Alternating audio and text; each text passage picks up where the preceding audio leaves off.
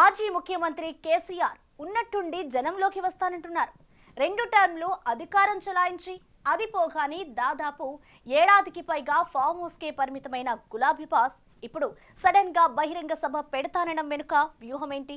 తాను ప్రాతినిధ్యం వహిస్తున్న గజ్వేల్లో సభ పెట్టడానికి సన్నాహాలు చేయిస్తున్న ఆయన అక్కడ ఏం చెప్పదలుచుకున్నారు?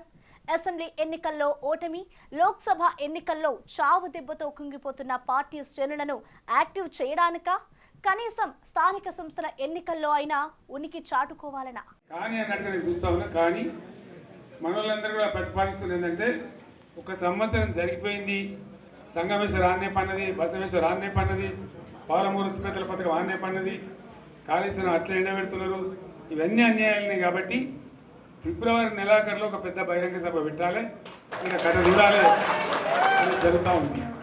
కాబట్టి మీరు కూడా పెద్ద ఎత్తున దయచేసి ఆ సభకు కదిలి రావాలి, అది దూరమే ఉండదు. ఆ రకంగా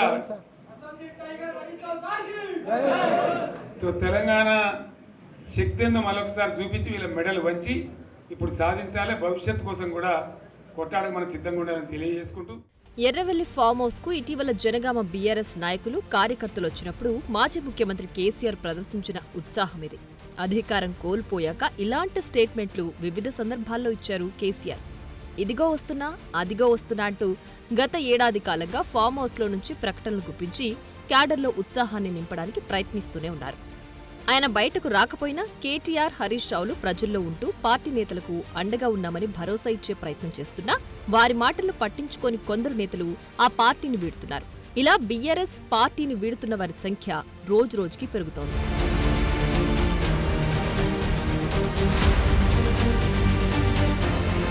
ఆ క్రమంలో అధికారం కోల్పోతే ఇక ప్రజలతో, పార్టీతో పనిలేదా అని గులాబీ శ్రేణులే కేసీఆర్పై చిర్రుబుర్రులాడుతున్నాయి. కనీసం అసెంబ్లీకి కూడా హాజరు కాకపోతుండటంతో ఇక కేసీఆర్ పనైపోయింది, రాజకీయాల్లో యాక్టివ్ కావడం కష్టమేనన్న అభిప్రాయానికి ఆ పార్టీ నేతలు వస్తున్నారు. ఇలాంటి పరిస్థితుల్లో ఫిబ్రవరి చివరి వారంలో భారీ బహిరంగ సభ పెడతామని ప్రకటించారు కేసీఆర్. దానికైనా కేసీఆర్ కట్టుబడి ఉంటారా లేదా అని బీఆర్ఎస్ శ్రేణులు చర్చించుకుంటున్నాయి. అయితే వారి అనుమానాలు పటాపంచులు చేస్తూ గులాబీ బాస్ నిజంగానే ఫామ్ హౌస్ నుంచి బయటకొచ్చే పనిలో పడ్డారట.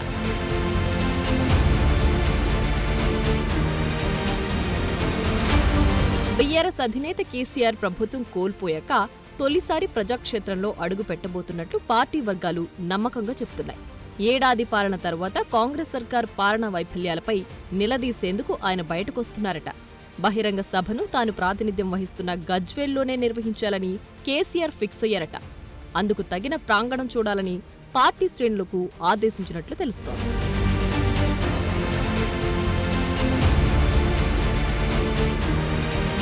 అధికారం కోల్పోయాక మాజీ ముఖ్యమంత్రి పాల్గొనున్న గజ్వేల్ బహిరంగ సభకు 5 లక్షల మందిని సమీకరించాలని గులాబీ పార్టీ టార్గెట్ గా పెట్టుకుందట.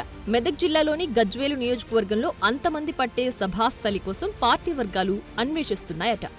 ఇక గజ్వేలులోని సభ పెట్టడానికి కారణముందంటున్నారు. 5 లక్షల మందిని సభకు తరలించడం అంటే వ్యయ ప్రయాసలతో కూడిన వ్యవహారమే. అది ఎలాంటి పొలిటికల్ హడావిడి లేని తరుణంలో అంతమందిని సమీకరించాలంటే తడిసి మోపెడవుతుంది.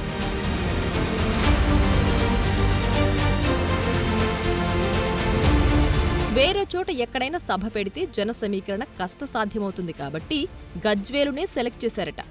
గజ్వేలు ఎమ్మెల్యేగా కేసీఆర్ 3వ ప్రాతినిధ్యం వహిస్తున్నారు. అదీకాక గజ్వేలుని ఆనుకుని ఉన్న సిద్దిపేట ఎమ్మెల్యేగా మాజీ మంత్రి హరీష్ రావు ఉన్నారు. దీంతో మామా అల్లుళ్లు ప్రాతినిధ్యం వహిస్తున్న సెగ్మెంట్ల నుంచి మెజారిటీ జనాన్ని సమీకరిస్తే మిగిలిన ప్రాంతాల నేతలు అటూ ఇటుగా వ్యవహరించినా పెద్దగా ఫరక్ పడదన్న ముందు చూపుతోనే గజ్వేలును ఎంపిక చేశారట.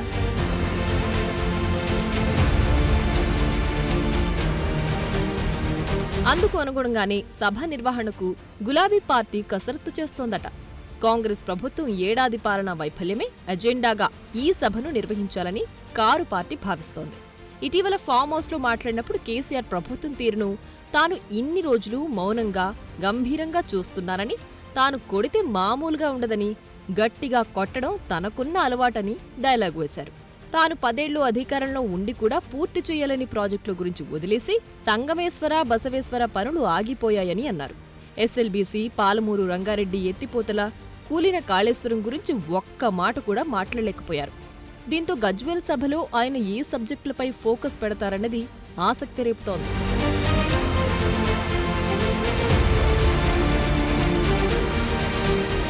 అదలా ఉంటే ఉన్నట్టుండి కేసీఆర్ బయటకు రావడం, బహిరంగ సభ పెడతాను అనడం వెనుక ఉన్న వ్యూహం ఏంటన్నది చర్చనీయాంశంగా మారింది.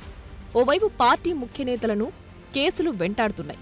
కాళేశ్వరం ప్రాజెక్టు అవకతవకలు, విద్యుత్తు కొనుగోలు ఒప్పందాలకు సంబంధించి కేసీఆర్కు ఉచ్చు బిగుసుకునే పరిస్థితి కనిపిస్తోంది. ఇప్పటికే ఫార్ములా ఈ రేస్ కేసులో కేటీఆర్పై అభియోగాలు నమోదయ్యాయి. ఢిల్లీ లిక్కర్ కేసు విచారణలో ఉండగానే మరో లిక్కర్ స్కామ్లో కవిత పేరు వినిపిస్తోంది.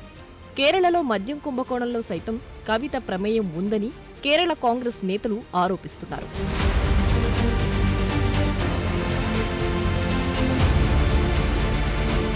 పార్టీని నడిపిస్తున్న ముఖ్య నేతలు కేసులు, ఆరోపణలు ఎదుర్కొంటున్నారు.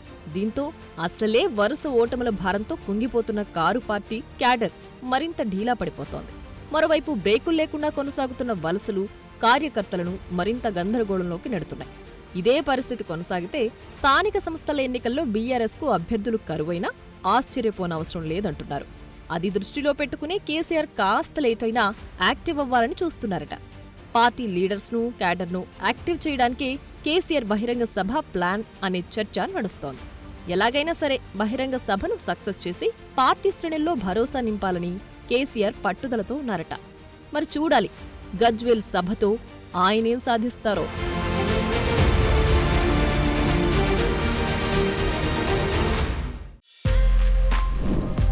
For more videos like this, subscribe Big TV channel.